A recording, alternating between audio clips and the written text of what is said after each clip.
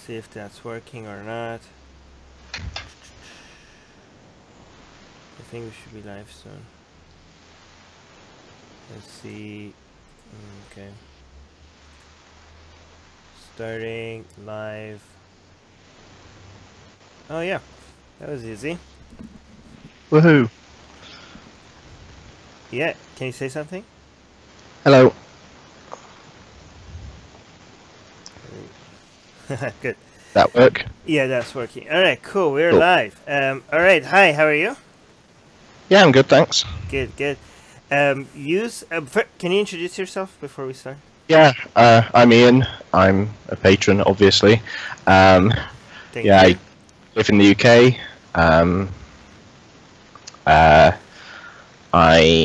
I've been interested in this sort of stuff for quite a few years now. Since shortly after being certain I was an atheist. When was that? University sort of time. Okay. I was kind of agnostic up till then, but in university I decided to think through it fully and eventually settled on, yeah, I just don't believe. All right. You sent me in our Facebook Patreon group. You posted an article. At first I was like, yeah, arranged marriage bad, of course. But then I read it. I was like, holy fuck. What the hell? Like, this is it was crazy. There was some interesting things in there, and this was about arranged marriage in among like Pakistani families and certain families in the UK.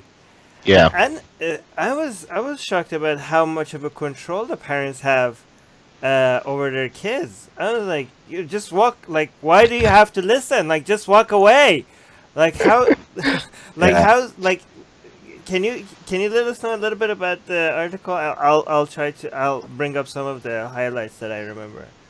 Yeah, so it's basically it's talking about how forced marriage is a problem in the UK, and we usually think of forced marriage as having the women who are forced into marriage as the victims. This also raised the point that quite often men are forced into marriage as well, and are therefore also victims, which is the thing that I found particularly interesting about it, because I just hadn't really considered that side of it before, but when I did, it made sense that that would be the case. But how are they forced, and what are the consequences of this? Like, okay, people are like, oh, boo-hoo-hoo, you get to be, like, especially a lot of incels might be look at this with, like, you get a girl, so why are you so upset about, right? And also, how is it, what's the point, what's the big deal, and how are they exactly forced? Like, they're men, like, how is somebody forcing them to do something like this? But go on. Yeah, well, it's talking about the large amount of family pressure to take this route, and I think one of the examples it gave was someone who was taken on holiday to Pakistan, probably, though I don't know for certain. But when he got there, he discovered that actually it's his wedding, and he's completely blindsided it by it. And you hear that sort of story more often about women in that situation, but it's... I think when it comes to the boys, they were like, when most of the way that the boys were forced into marriages and stuff was by emotion. It's mostly by emotional manipulation. And this starts from a young age, like the constant pressure to feel like the whole world is about making your parents happy. And you know, the mom, you know, if you do something, the mom was like trying to. One of the moms was like mentioning that she was going to commit suicide if he doesn't. And then they get, you know, they get forced into marriages they don't want to be in with people that they don't even know. And you know, but what would you say to somebody that says, well, this is what's the big deal? What's the emotional cost to that? Well, I think it's I believe very strongly in individual rights and freedom of people to choose their own destiny as long as they don't hurt other people in the process. And this is very much controlling how people get to live their lives. I mean, if you read the article, I'm going to post a link to the article in the live chat. You can see that it actually fucked up people, like, their lives, like whatever. Even if you think like, oh, this is not going to have an influence of me if it was me, well, I mean, these people are fucked. I mean, the first person that was being interviewed, he was trying to commit suicide himself because of all the shit that he went through. By the way, kudos to the person that did this article, YASMIN ALIBHAI-BROWN, something. Yeah. That's about right. Yeah, I don't know. She like didn't shy away from really taboo stuff, right? She went after culture, after religion, and again, this is not the type of, and she put, you know. She didn't. She went after a certain kind of victim that people usually don't care about, you know, or think about as victims, right? Like, you know, men in Muslim families, like people are like, yeah, it's the women that usually are the victims, right? But this woman, she's like breaking all kind of taboos and color. Like, I'm really. This is a great. I mean, it's a Daily Mail, so a lot of people don't like that. But she seems to be pretty good. Like, kudos to her. Yeah. I'm sure I've come across her before, which is one of the reasons I found the article a bit more compelling, despite being the Daily Mail. I think I might follow her on Twitter or something. But yeah. Yeah, we should have her on. You think maybe we should have her on as a guest in the Secular Jihadists? Cool. Yeah. Beej in the live chat is saying, I've known 2 forced marriages. One Greek schoolmate at age 16 was sent to Greece to marry mother's best friend's son. BK saying it's best emotional manipulation. You are affecting the honor of our family. Oh fuck! I fucking hate that. Yeah. Beej is also saying the other was from Yugoslavia and forced to marry her dad's best friend. Wow, it seems like the parents are just doing their friends a favor at age 13. Jesus Christ. It's always even worse when it's people who aren't adult. Right. Roxana is asking who's the guest. It's one of our best patrons. Again, sorry, all our patrons are great patrons. But when you come on the show, I'm gonna say you're one of our best patrons. So, it's Ian, or I thought it's Ian. Ian. I always get these wrong. One of the stories in the article was about this. The wife was talking to the interviewer, and she said, throughout the process, before I met eventually the husband, all the messages she was getting, it was not really from her. It was like the mom was like writing cards, as if it was the son, but it was the mom that was sending all the messages, right? Yeah. And then when the first time they met face to face was at the day of the wedding, and the boy seemed really, really confused, and the boy was like, am I marrying you? Right? He had no idea what was going on. Yeah. And then the boy. Was this the one of the example of one of the men was actually really disabled? No. This was another one. The one the chocolate one. Then he raped her, and then forced himself on her, and then he went to his mom. And he said, "Mom, I done it. Can I have a chocolate now?" Yeah. And I was like, "What the fuck? This is really messed up." How old was that guy? I don't know. Like, "Mom, I did it. Like, I followed your instructions. Can I have chocolate now?" From that one, I got the impression that he was actually not the smartest tool in the box. Okay. And the parents do these for different like for immigration reasons, and for money, right? Like the parents are really using these kids for their own selfish reasons. This is fucked up. Why is this not illegal, by the way? Okay, go on. it's partly that sort of thing. I think a lot of it's got to do with the honor culture that's quite right. But in subcultures. But isn't the honor culture the tool? The goal is usually something selfish. Yeah, that's fair. Though I think it's also fair to remember that the parents themselves were probably victims of it too. Right. Yeah, they're victims of it too. So it's for them. It's like normalized to use this though. Like I'm not. Yeah. Just perpetuating the cycle of abuse, really.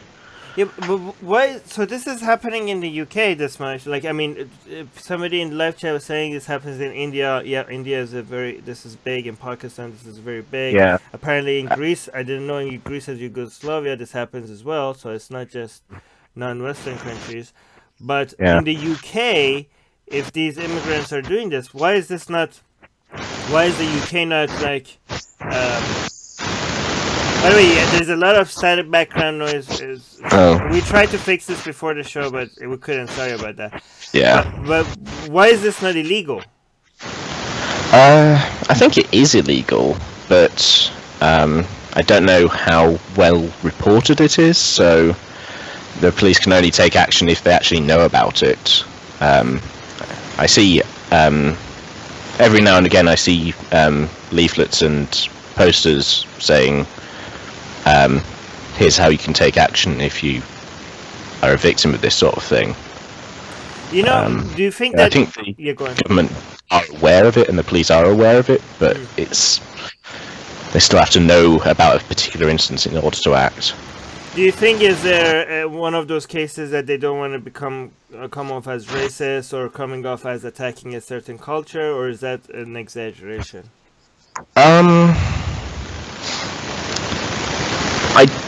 I'm not sure just how much that happens. I know it has definitely been a problem in the past. If you know Dear Khan, one of her earlier documentaries was Banaz, and the girl in that documentary was killed by her family, and the British police didn't act on it for a long her.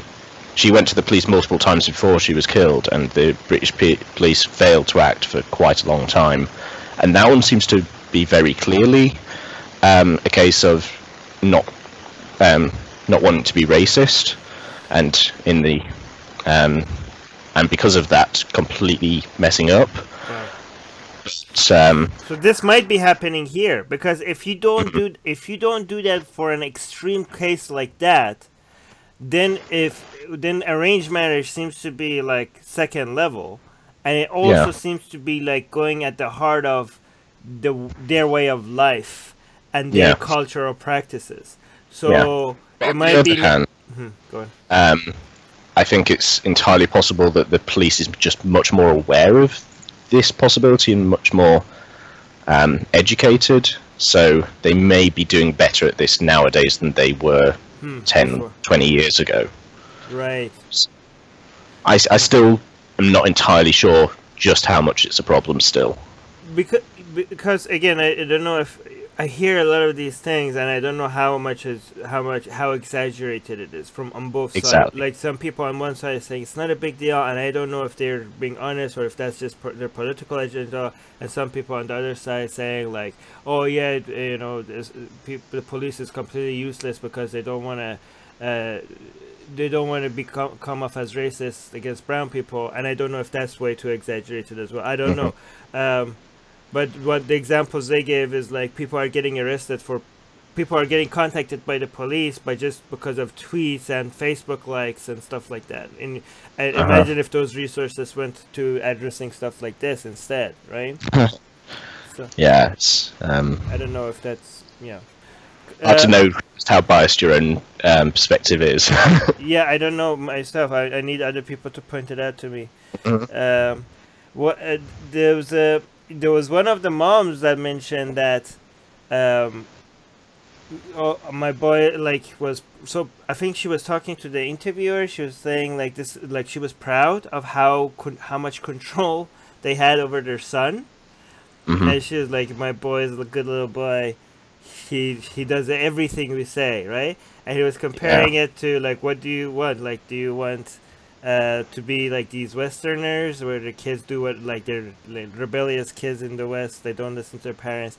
And I think this is an example of I don't know, like I think a lot of people in the West also think like kids these days, they just listen, is rebellious.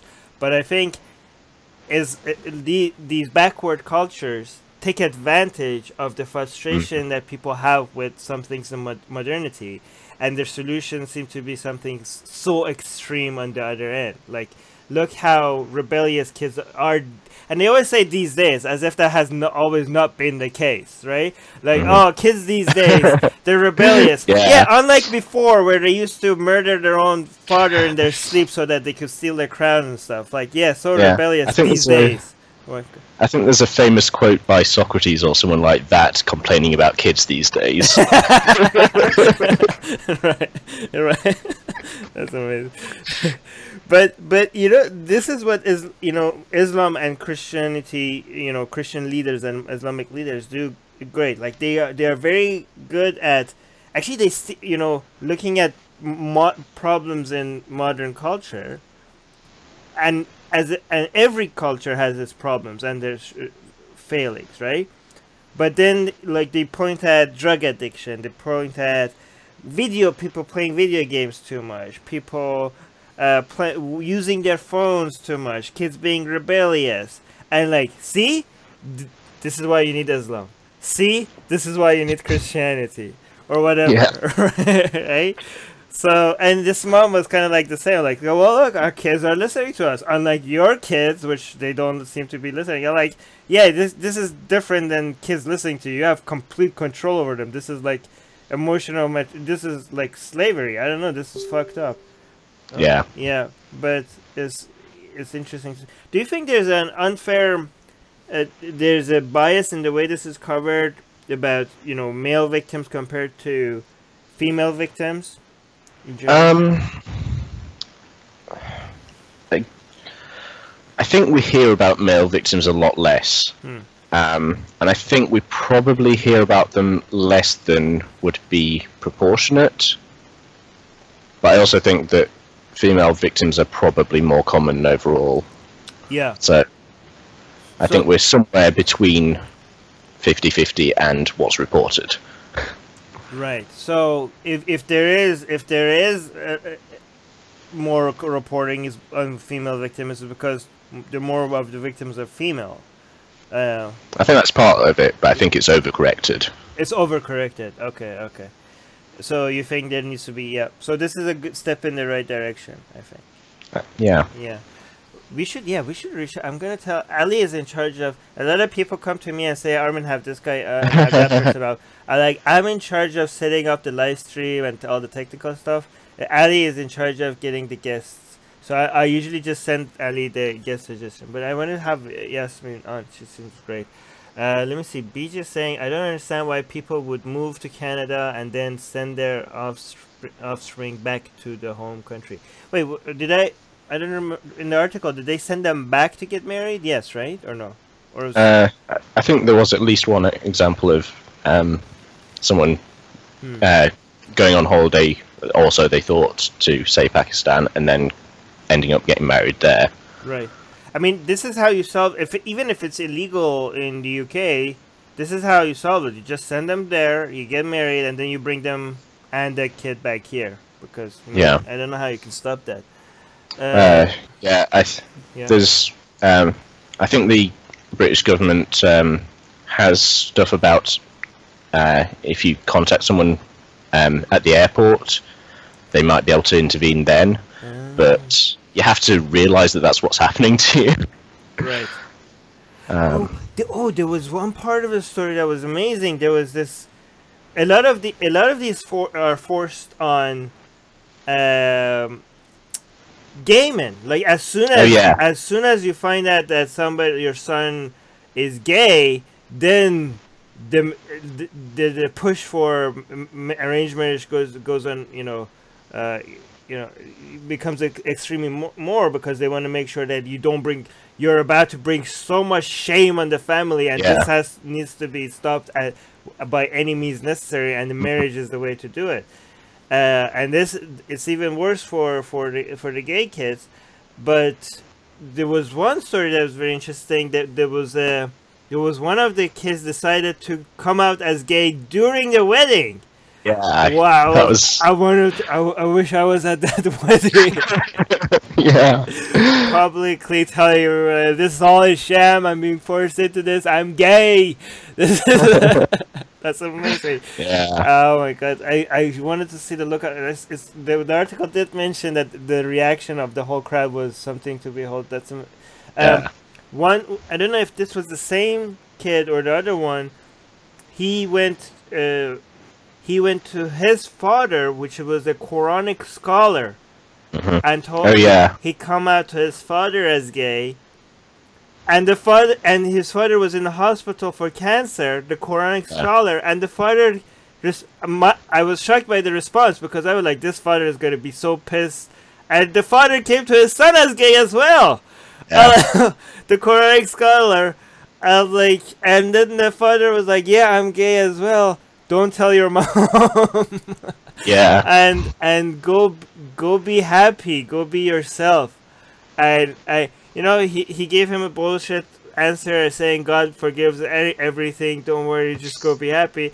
I mean, that's bullshit, but I feel so sad for both of them. We're like, these people live such miserable lives because of their religion, and they're both didn't. It was so sad. It was sad and beautiful, like, at the same time, because they were coming like, yes, and don't worry, I'm gay as well. That was so cute. That's a movie right there. I mean, this article is like full of mini movies that could be made in each one of these stories. Again, I'll post the link in the live chat. Once the live stream is over, I'll post the link in the description to it as well. Let me see. Oh yeah, that happened to Yasmin too. Oh yeah, Yasmin Muhammad basically went through the same thing. Our own former jihadist. When her family tried to, beach. I've been. Oh, Moose tagged us. In England, doing anything via law to address the arranged marriage problem. We talked about this. We don't. I think needs to be report. You mentioned that it needs to be reported directly. But I think there needs to be, I mean, come on, if this reporter can investigate and figure this out, why can't the police, right? Yeah, my impression is that the police are aware of this as a problem and do what they can, but it may be that they could do more, I don't know. Beach is saying, I've seen the advice about girls that they can put a spoon in their underwear to trigger the the metal detector at airport. Not sure if that's accurate though. Huh. Interesting. If it, I guess if that's the thing, then that should be. Everybody at the airport should know that if you see a spoon where a spoon does not belong, that's a cry for help. You know what I mean? So not only they should check it because it's metal, but they should be like, okay, this is a message. That's interesting, Beach. We should look into if that's true or not. Guys, make sure you tag, if you guys want us to read something, make sure you tag Secular Jihadists. Why is it? Okay, so BK is saying it's not very easy to come out to Indian parents. And Jaren is wondering why not? You need to be direct and honest. But I mean, I think a lot of people that weren't born in controlling families don't really get why can't you just be like, fuck off, I'm done with you guys, I'm gay, or I don't want to marry this person, just leave. Like I think a lot of people don't understand the amount of brainwashing and emotional manipulation that you go through living in a family like that, thinking that your entire duty and your entire purpose of life is to fulfill their goals and their promises. You know how it's basically the same narrative. God has done everything for you. Everything you have in life is because of God. How could you disobey him? How could you be so rebellious? Same narrative. Your parents, they brought you. You wouldn't even be alive without them. They gave you food. They raised you. You owe everything to them. How could you? How could you be so ungrateful to make them unhappy? And what is it in Islam? They say, paradise is under the feet of the mothers or something. Yeah, or something like that. And they use the mom as a way to get the kids. Every time you do something that is disobedient, the mom all of a sudden is close to a heart attack. And actually, one of the moms did have an heart attack, and the boy was saying, "I killed my mom." Like remember in the article, the boy was like, the mom had a heart attack and died because of what the boy being disobedient, and the boy was and he like totally blames himself. He blames himself. It's like, I killed my mom. Jesus, what a guilt to live with. Yeah, that's really fucked up, man. Yeah. From what I've read about this sort of abusive family, sometimes they can be very financially controlling as well. Right. Which also makes leaving difficult. Theo is saying, dude, his beard is epic. It is. You look like Zeus. I don't know. It's pretty cool. Jerry is saying, oh no, I know precisely what that's like. Okay, so Jerry is saying that I know what that's like. Tell them directly it's not you, and their desires aren't your desires.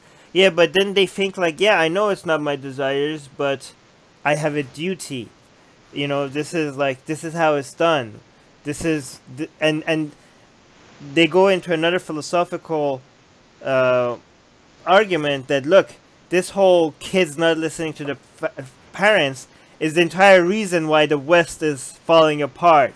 This is the reason why everything goes in the West, and the family structure is falling apart, and you have all this degeneracy and all this stuff, right? Because kids just not valuing things that matter. This is why we need to go back to older culture where things that matter are valued by family, and that's fucking bullshit, right? Because no, the way we're doing things now is better than the way you're doing. You're just romanticizing how good things were, but fuck that. You're just selling daughters like their property. That's not the way to go back to.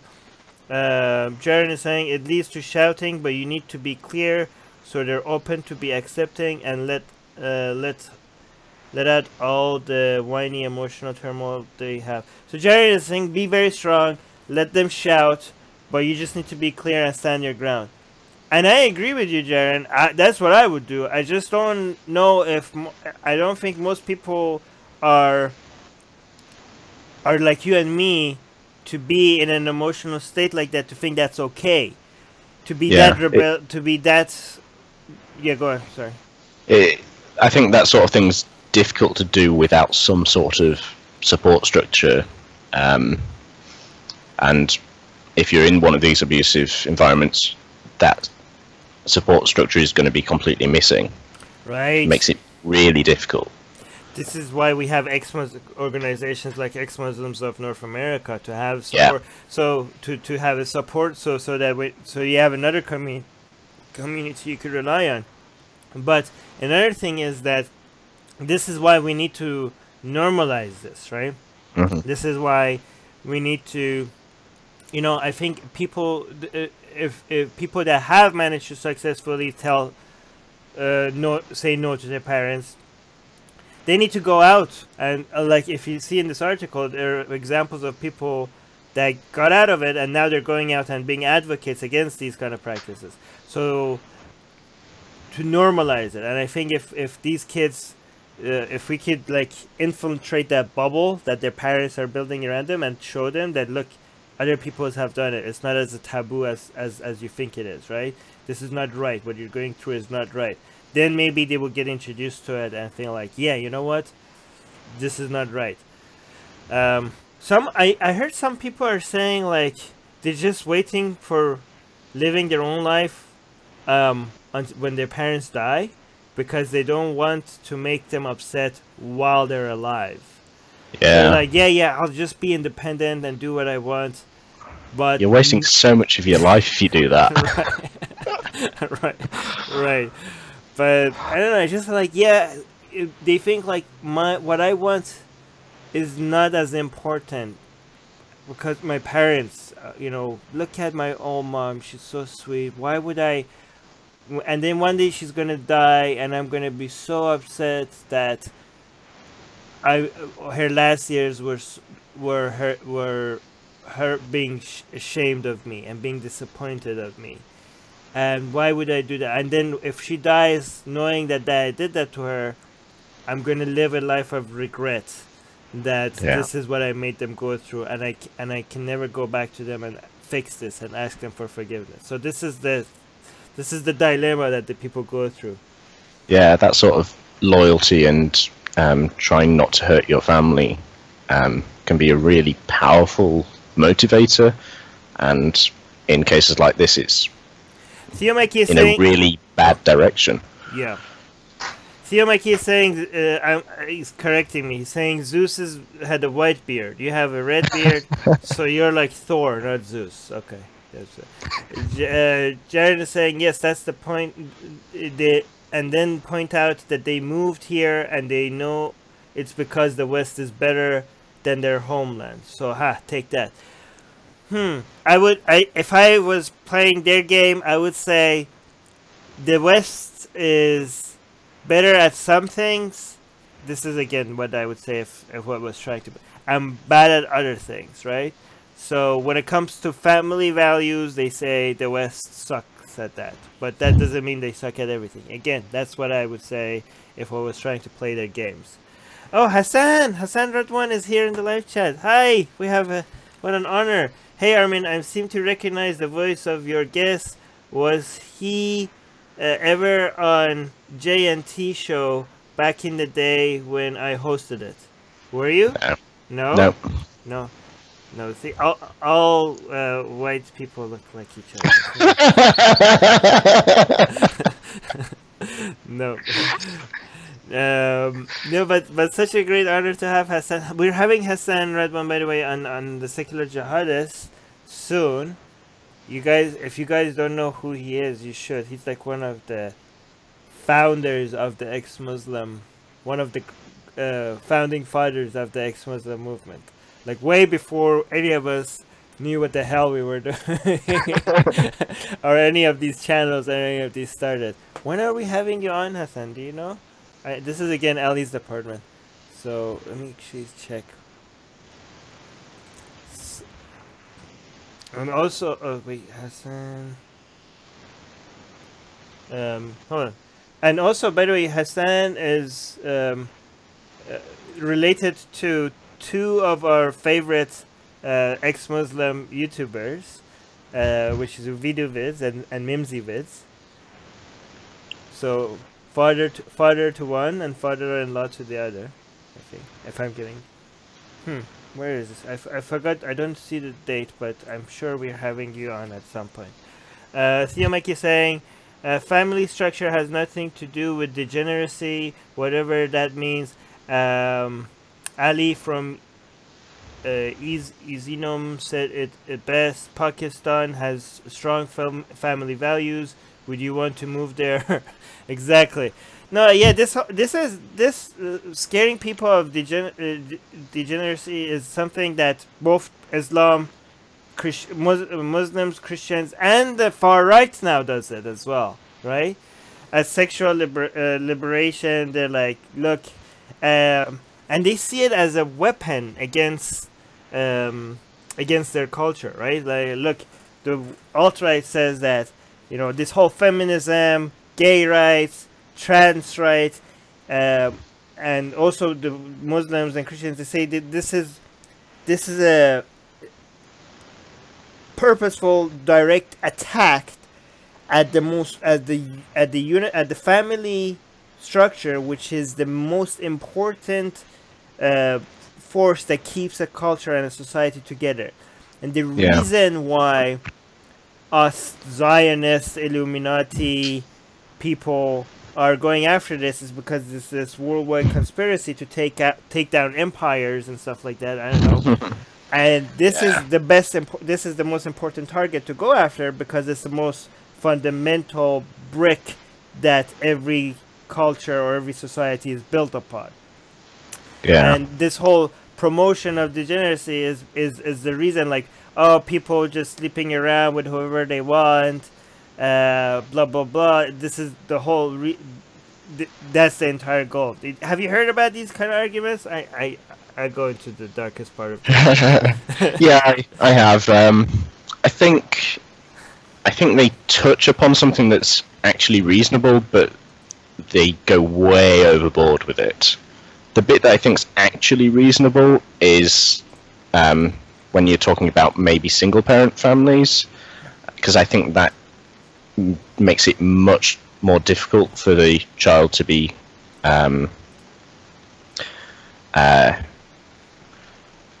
to be raised sensibly.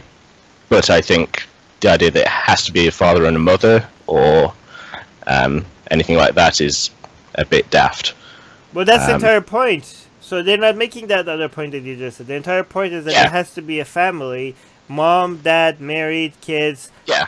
Anything. I'm just saying that it touches on this. Yeah, they always touch on that's something, and then they build a whole bunch of lies based on time. Yeah. Agree. Yeah. There is this one thing that's slightly reasonable about it. I mean, what's the claim that the reasonable part that kids without somebody taking care of them is not good? Like, yeah.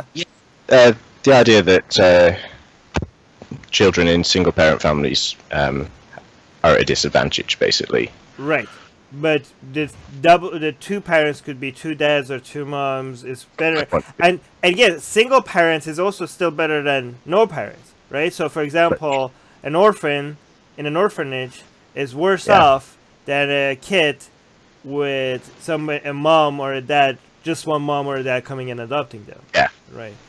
Which is also why I support gay adoption. Yeah, obviously. I mean, than no adoption. Yeah, I mean, gay adoption is a blessing to society because the more gay couples think that they need kids, the more orphans are gonna be without parents. The less orphans are gonna be without parents. Hassan is saying, "I'll be on next Sunday." Yeah, I just saw it's 8 a.m. Pacific Standard Time Sunday for people that wanted a different time. They said that's a better time. That's Sunday morning. So one of our best shows, which is going to be on the Sunday morning. He says it's next. He says it's next Sunday if Allah wills. Thea Mikey is saying, "What's your guest's view on Saudi Arabia and its influence, especially its austere views about the Quran?" Austere? I don't know that word. What's that word? Anyways. What do you think about Saudi Arabia and its influence? Let me look up that word. I think it's a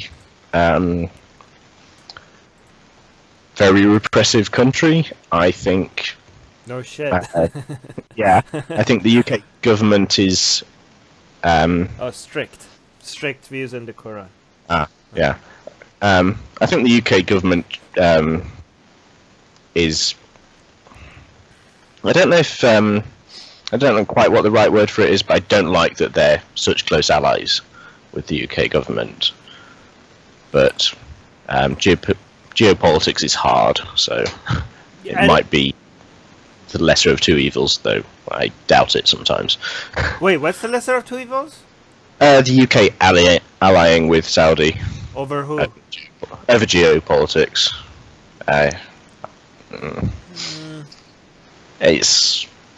It's messy and it's connected to I mean, oil. that's an entire episode. Don't get me started on Saudi Arabia. Yeah. If you open that, Theo, I don't know what you're opening a can of worms. You're gonna keep us here for another 2 hours. We have entire episodes on this, so go check them out. Yeah. But yeah, I'm glad. I mean, I don't know what you mean by strict views about the Quran. The Quran is strict itself inherently, so There is no strict views about the. I have strict views about the Quran. My strict views about the Quran is that it's fucking bullshit. Like, and you shouldn't follow it. I don't know what you mean exactly, Theo. But anyways, okay, cool. Anything else you want to add? We should do this more often, guys. If I don't know, we have so many. We have like 300 patrons, and I'm asking patrons to come on live streams with us, have discussions. We could have as many discussions as you guys want, like about random topics. So if you're one of our patrons, message me on Facebook or email me.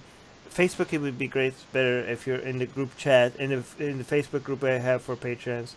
We could do stuff like this and just bring up anything you want, and we could just, you know, the nature of these patron meetings are a lot more relaxed, right? Like we're not, it's not like we have structure, this is the topic. No, we're just like sitting around, chit-chatting about random stuff, and going on for an hour about something. So yeah, join some of these. Come, thank you so much, by the way, Ian, for coming in. Yeah, it's been great. Is your guest ex-Muslim? Theo Mackie is asking. No, I'm not. I'm technically ex-Christian, though it was a very moderate form of it. So if you're not, he's suggesting that you say the Shahadat and then abandon Islam and so we can become an ex-Muslim. So, I say that often a lot. Like, you could just simply be an ex-Muslim by becoming a Muslim and then leaving right after. But to be fair, because a lot of Muslims sometimes listen to this think we're being serious, and they're like, "Aha, Armin doesn't know Islam." Okay, it's a joke. If you say the Shahadat and you don't mean it, it doesn't count. Okay, so you can't really become a Muslim if you're just saying it as a joke.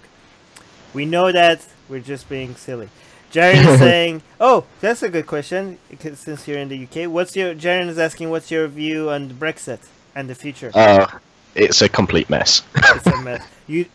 Wait. Well, I mean, I think people on both sides agree right now that it's a complete mess. Yeah. But do you support the Brexit, or do you support Brexit? I voted Remain, and I haven't seen any big reason to change my mind. So. Right. What about? Still like us to remain in the EU, but I have no idea whether that's actually going to happen. Right. You still rather stay in the EU.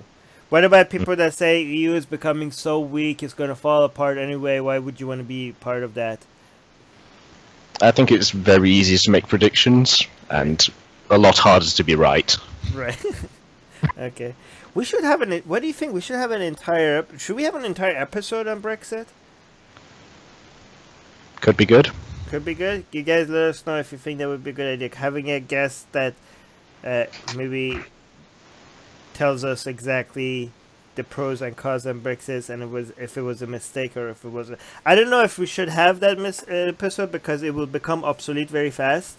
Because right, like very soon something something major is going to happen about all of this. And then that episode is going to be irrelevant. Like Ali sometimes brings on topics that is very interesting at that time, but I look at it and like, this episode is like the Khashoggi episode, right?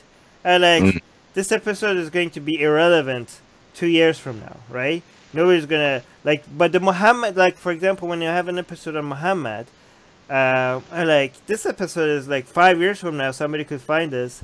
And it's still going to be an interesting episode. So sometimes, they're called evergreen content. Evergreen content is always going to be relevant. But at the same time, the benefit of timely, so evergreen versus timely episode. Timely episode, people are more interested in it at that time, though, because everybody's talking about it. So the benefit of those is you're talking about something that everyone else is talking about. And people want to see what the people that they follow are saying about it, so that episode will get a lot of attention that way. So you have to do a cost benefit on that. Yeah. Anyways, I'm gonna. Do you want to? I dominate these discussions, and I feel like you want to say. You probably wanted to say a whole bunch of other things that I didn't let you. Did I do that? I could say a bit more about Brexit, but other than that, it's fine. Tell me a little bit more about Brexit. Well, it's mostly just my impression of what's going on. It seems like Conservative Party have made a complete mess of getting a deal because Parliament have rejected it. But of course, they've stayed in government because no Conservative is actually going to think that a general election is a better idea than that. I'm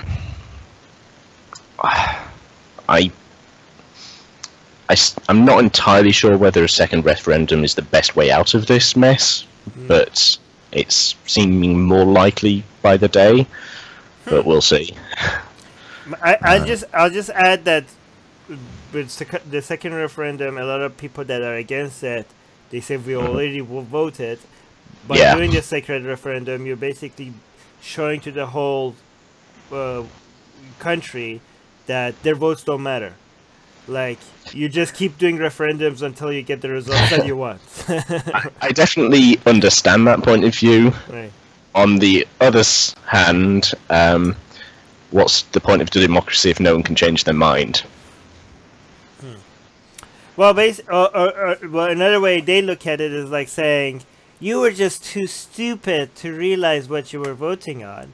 We know better. Now that we educated you, do you want a second shot at this? And they see that as elitist people telling them that they are too ignorant.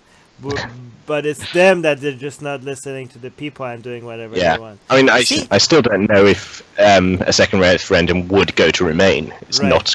That's not clear to me either. I'm not arguing for the things I'm saying.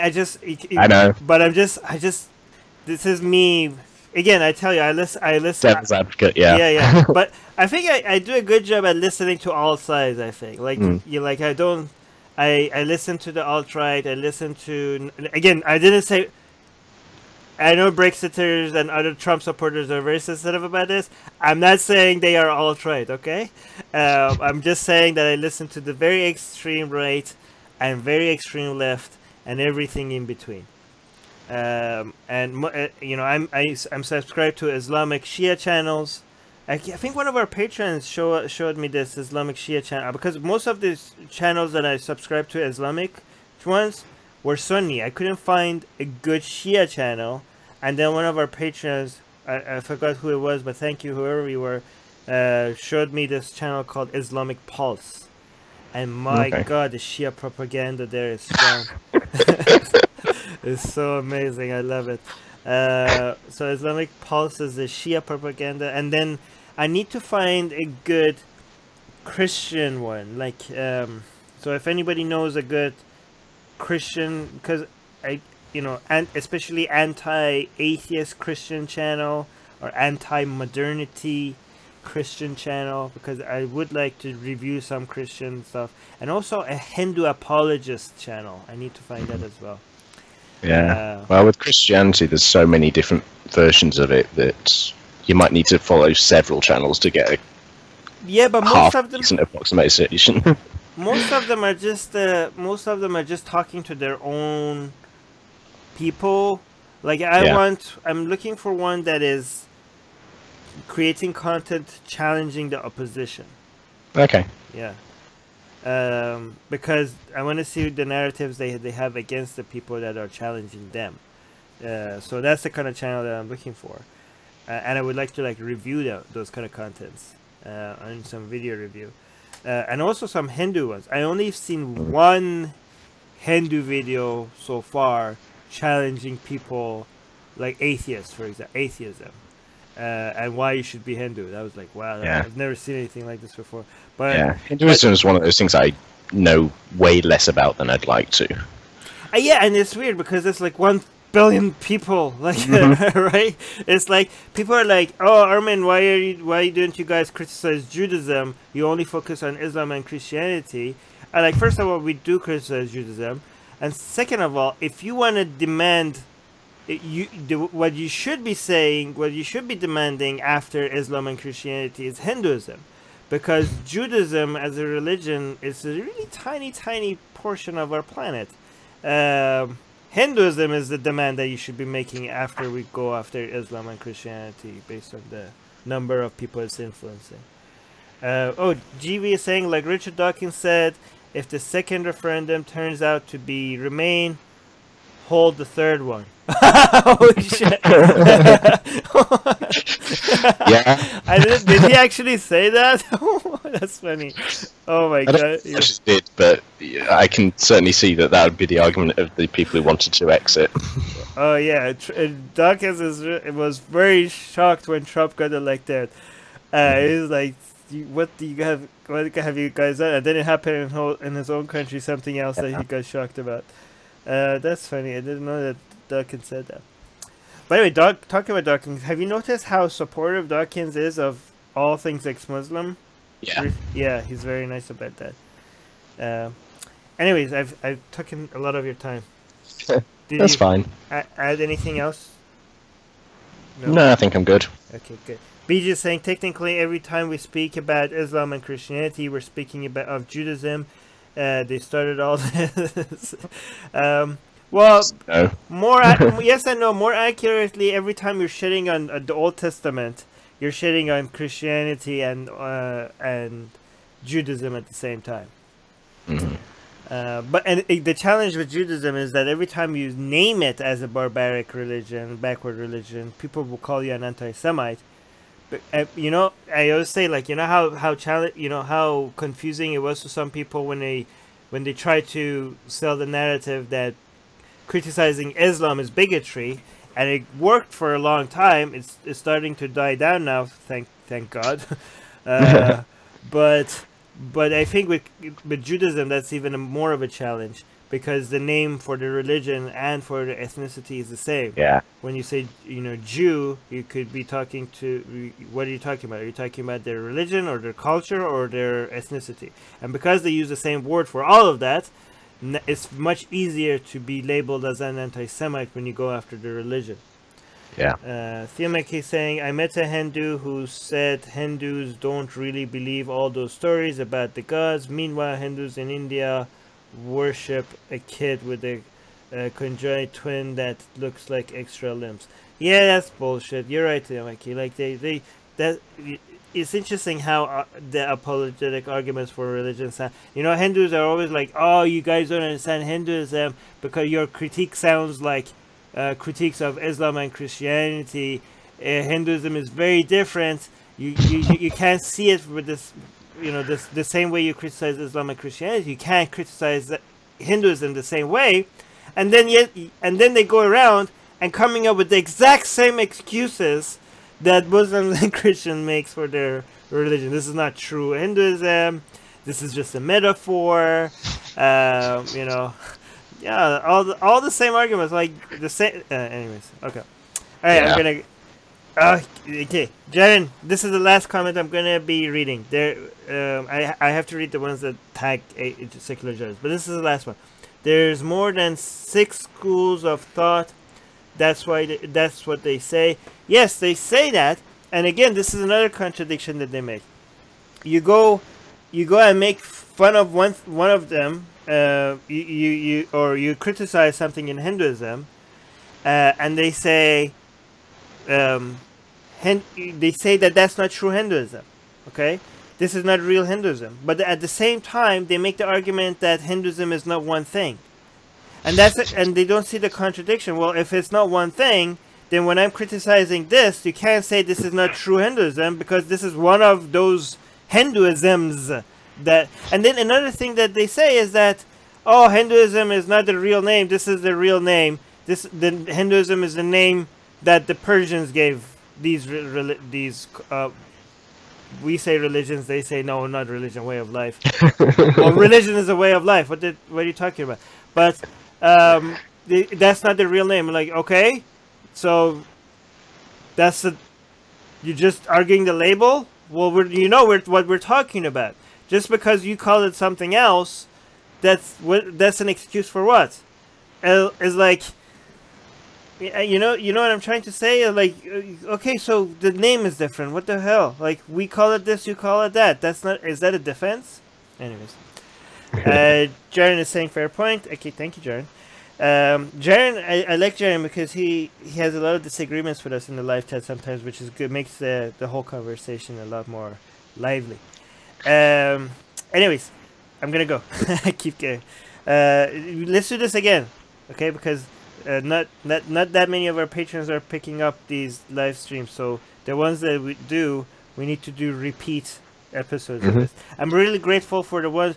I have done a few private ones. So if you, the people that want to do private ones, get in touch with me and do the private meetings.